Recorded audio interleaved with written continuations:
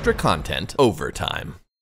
World of Warcraft is back, and who better to see it with than WoWHobbs himself. Hey guys, Hobbs here. I'm so glad I'm getting to be part of extra content overtime, especially since it's World of Warcraft orientated. Just the cosplay in the last few years I've had so much respect for because I've gotten to not only see more of it at a lot of the cons, but I've also been able to see the behind the scenes making on a lot of YouTube videos. Like Yezra, for example. The shoulders are unbelievable, having the little spheres entwined with them, and the horns, and the color of the hair, everything. If you watch the final scene where Deathwing goes down, she looks pretty well identical, but they're in real life. Hobbs knows this game better than anybody else in my windowless van, so I'm just gonna let him give us the lowdown here. Hobbs? I'm just thinking, we drop the ashes of Alara already, just drop the friggin' ashes. But seriously, the detail, not only in like just the costume itself, but the whole mannerism and everything kind of goes well together. It's like bang on.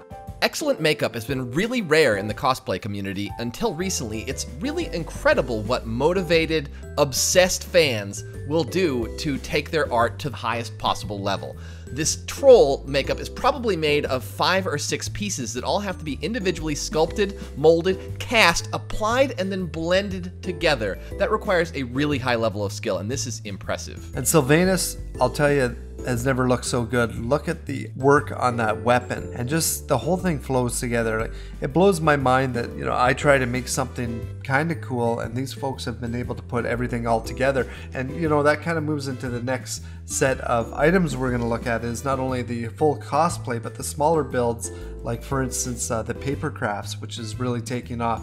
And for somebody to actually even design this and figure out a way you could fold it and not only put it there in a unique way is simply amazing. Or even the sack dolls, whether it's anything from trolls to orcs. What makes these pieces so great is they live really satisfyingly between two worlds. The amigurumi is incredibly distinctive, but in the right hands, it can take even the most savage characters and bring out an undeniable charm. Now, how bad would a first date be if someone showed up and they had horde earrings on? I think if you wore your Alliance codpiece, things could go real good. Now, my pumpkin usually looks pretty simple, you know, triangle eyes.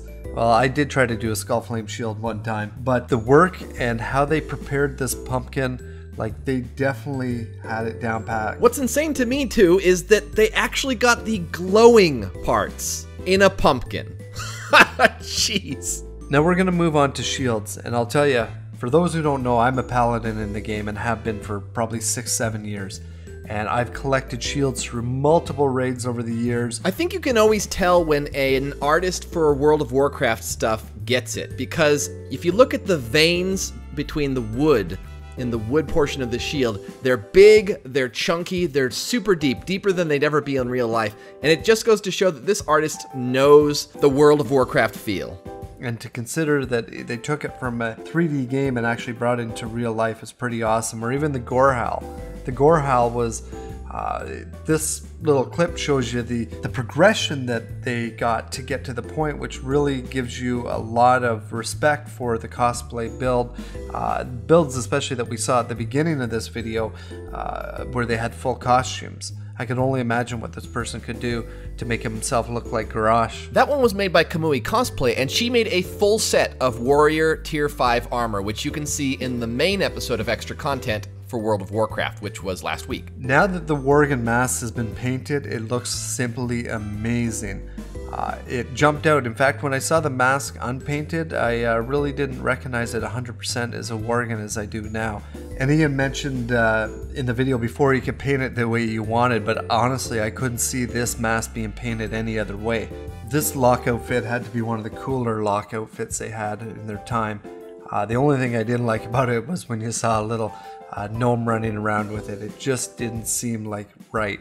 I'm gonna have to differ with you there, because that's my favorite part of this outfit.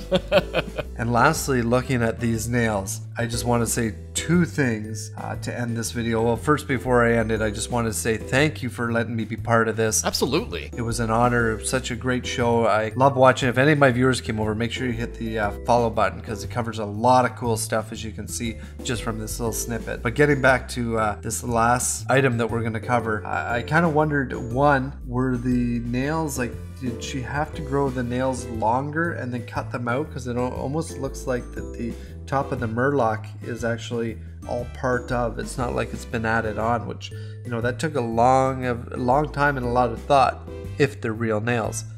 And I just want to leave with the last thought is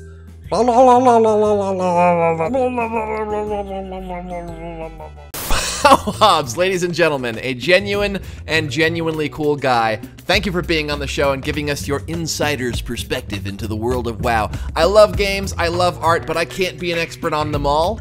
And maybe this is the beginning of a trend. Maybe we need to have more expert orators. If you dug this and you haven't seen the main show for extra content World of Warcraft, you can check that out. It's in the playlist.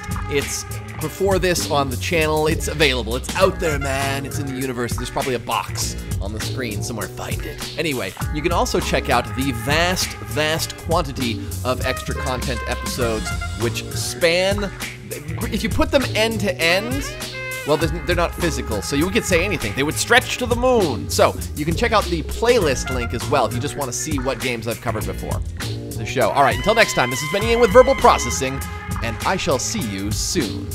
Cheers.